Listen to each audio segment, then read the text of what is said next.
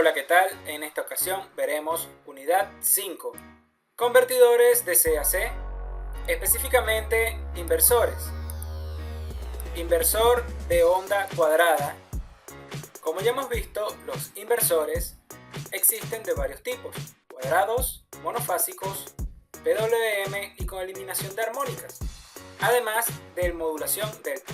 Su objetivo es tener una entrada de voltaje fija y obtener una salida de voltaje alterno, de frecuencia ajustable y magnitud ajustable. Existen varias formas de desarrollar un inversor de onda cuadrada. Tenemos el diseño simple, donde existe una tensión VD como tensión de suministro y un juego de transistores, normalmente IGBT, también pueden ser MOSFETs o Darlington, dependiendo del diseño que queramos desarrollar, y una carga. En este inversor tendremos una tensión alterna en la carga entre los puntos A y B, dependiendo de la activación de los distintos transistores. Se nos indica que para la activación de la compuerta 1 y la compuerta 2 en una primera ocasión, y la compuerta 3 y la compuerta 4 en una segunda ocasión, tendríamos activos 1 y 2, permitiendo paso de corriente en este sentido, 3 y 4, permitiendo paso de corriente en sentido contrario, generando una tensión de C del tamaño de nuestra fuente de tensión a 100% aproximadamente. Como nos indica acá, tenemos periodo 1, valor de la tensión, voltaje de suministro, periodo 2, voltaje de suministro negativo, periodo 3, voltaje de suministro negativo, periodo 4, voltaje de suministro positivo. Lo separan de esta manera porque nos indica que la corriente será negativa, positiva, positiva en descarga, negativa en carga, negativa en descarga, positiva en carga y por último positiva en descarga. Tensión 1, tensión 2, tensión 1, tensión 2 en cada uno de los periodos. Implementando el circuito tendremos lo siguiente. Yo prefiero utilizar transistores tipo Darlington, como aparecen acá: compuerta 1, compuerta 2, compuerta 3, compuerta 4. Puntos de colector de cada uno de los transistores, los elementos optoacopladores para activar cada uno de los transistores conectados entre la compuerta y la base. Podemos visualizar que el elemento U2 activa al transistor 1, el elemento U5 activa al transistor 2, el elemento U3 activa al transistor 3 y el elemento U4 activa al transistor 4. Tenemos un PIC que controla la activación y desactivación de estos optoacopladores con dos pines, el GP1 y el GP4, y adicionalmente tenemos un potenciómetro que nos permite variar la frecuencia. Para que nuestro inversor esté completo deberíamos tener un variador de tensión. En este caso no se ha implementado, pero se desarrolla de la misma manera que el variador de frecuencia, conectando un potenciómetro al PIC. En el osciloscopio de la izquierda podemos observar las salidas del PIC. En el osciloscopio de la derecha podemos observar la tensión en el punto A, que es la misma tensión que el colector del transistor 4, como color amarillo, y como color verde podemos apreciar la tensión en el punto B, que es el colector del transistor 2. Podemos observar acá activación amarilla, activación roja, que son amarillo para GP1 y rojo para GP4. Y a medida que disminuimos el valor del potenciómetro, nuestra frecuencia aumenta y nuestra señal se sigue manteniendo casi cuadrada perfecta. Debemos tener en cuenta que acá la señal verde está ligeramente desplazada para poder observar claramente dónde empieza y dónde termina. También tenemos que observar que cuando la tensión está en máximo del lado A del lado B la tensión está al mínimo. Entiéndase que la tensión en amarillo es la del lado A y la tensión en verde es la del lado B. Entonces tenemos tensión completamente positiva y luego tensión completamente negativa. Este circuito tiene la desventaja de que la tensión de salida depende de la tensión de entrada del lado DC.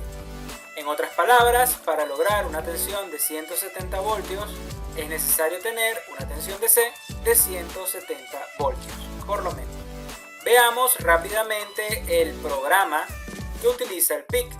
Configuración de los registros de arranque, Pragma, configuración de identificación de registros y de frecuencia, como importación de librerías, declaración del método convertidor analógico digital, método principal main, donde se especifica que todas las entradas y salidas del PIC son 0, que todos los bits menos el canal 0 o el A0 o el General Port 0 es digital, el General Port 0 es analógico y todo lo demás digital.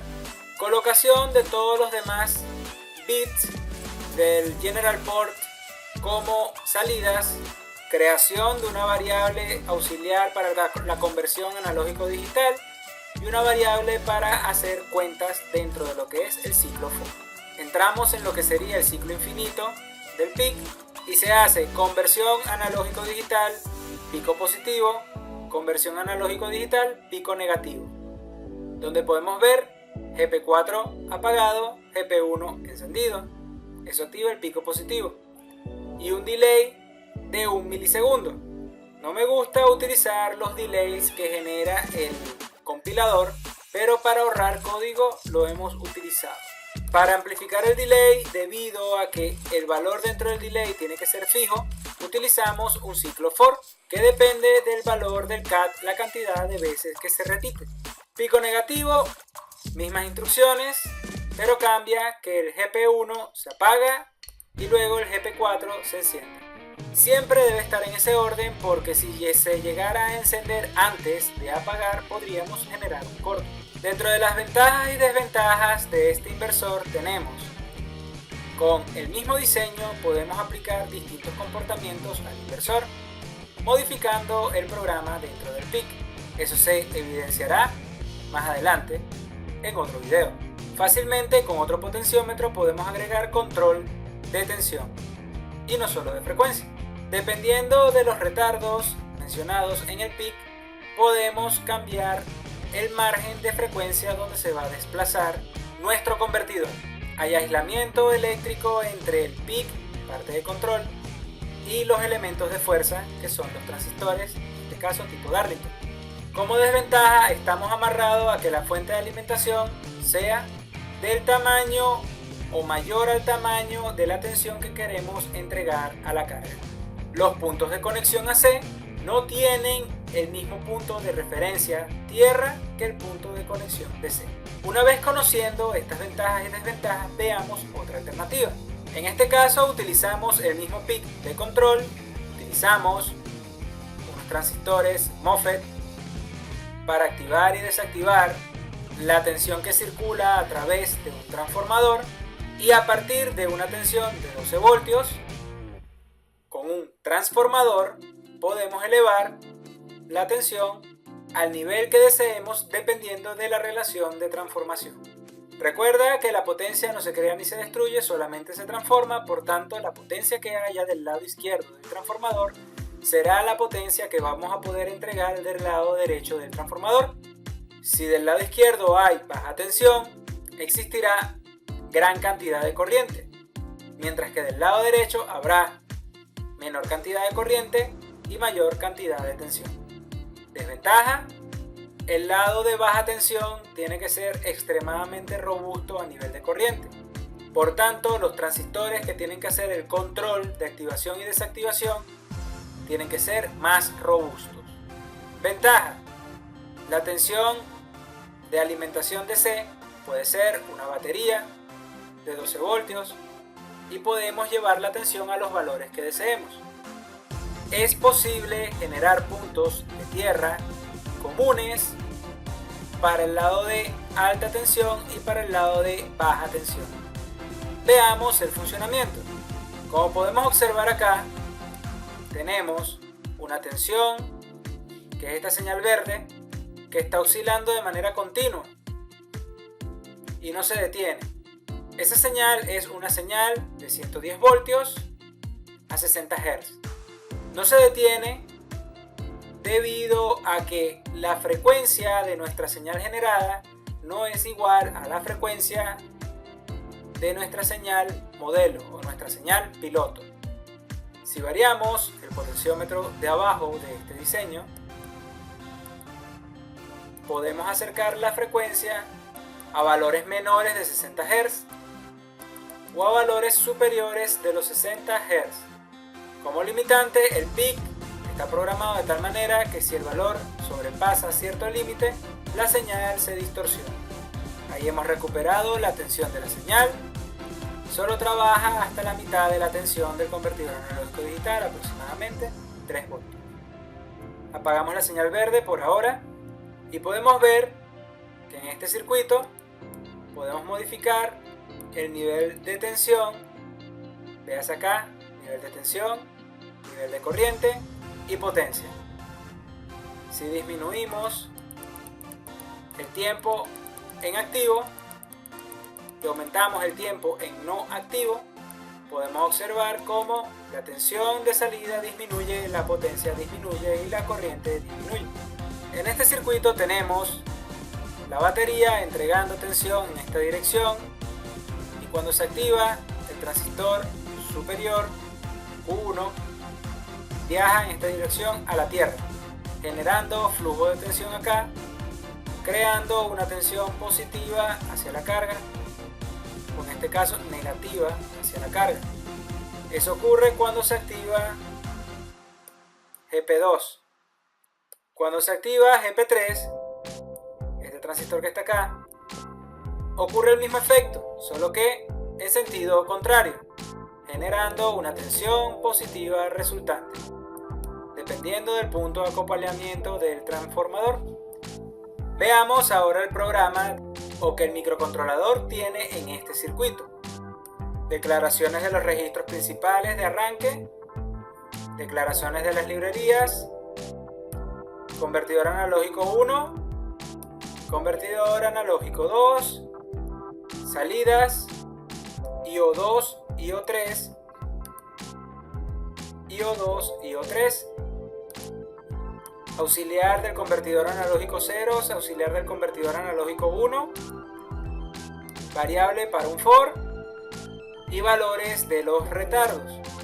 Los retardos se calculan según una fórmula que permite establecer que el retardo 1 es el valor del convertidor analógico 0 multiplicado por el convertidor analógico 1 más 1. Eso dividido entre 256. Mientras que el retardo 2 es 256 menos el convertidor analógico 0 multiplicado por el convertidor analógico 1 más 1. Esto para evitar que se anule. Eso dividido entre 256. Y acá podemos controlar el retardo mínimo, en este caso en microsegundos, para nuestro elemento. De la misma manera, el CAT0 y el CAT1 están divididos a comienzo y mitad del programa para evitar que se nos deforme la señal. Permíteme recordarte que te pases por la pestaña de comunidad del canal para que veas las publicaciones, para que hagas comentarios hacia la red y nos nutras con esa información de lo que quieres ver y de lo que esperas de este canal, para que te anotes en las encuestas y nos des tu opinión. Seguramente por acá arriba debe aparecer el botón de suscripción, por acá al lado lo último que hemos publicado y por allá al final una lista de reproducción que seguro te va a gustar. Y recuerda el objetivo: aprende, mejora y comparte. ¡Chao!